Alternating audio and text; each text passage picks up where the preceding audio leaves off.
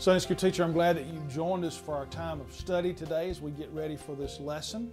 I'm Tim Smith for Sunday School University, and we're glad that you're a part of our study today. We're looking at the Bible study for Bible Studies for Life, and for August 30th. The title of the lesson is Hospitality, How Ordinary People Can Live on Mission. Now, this is a standalone lesson. We finished out several 6-week series, and this is a standalone lesson of its own. So we would encourage you to use this lesson, or maybe even something else that the Lord's laid on your heart for your class. But we're in Luke chapter 14, verses 12 through 24. The point of the lesson is this: hospitality is a practical way to share Christ with others.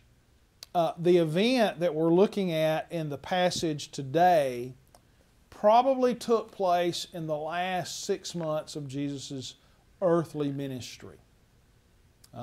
These verses occur after Jesus had healed a man of a disease that caused the body to swell with fluid. And because of that healing, Jesus had been invited to a Sabbath dinner.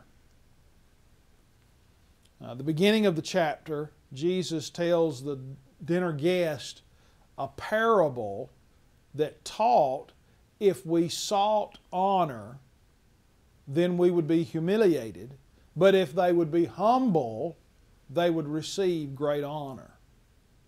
So the parable, the teaching time, and the parable itself is centered around the meal, a time of hospitality. So Luke chapter 14, verse 12 says, Then Jesus said to his host, When you give a luncheon or a dinner, do not invite your friends, your brothers or relatives, or your rich neighbors. If you do, they may invite you back so that you will be repaid. But when you give a banquet, invite the poor, the cripple, the lame, the blind, and you will be blessed. Although they cannot repay you, you will be repaid at the resurrection of the righteousness. Here in these verses, we've got to understand that Jesus was not forbidding dining with family, friends, or neighbors.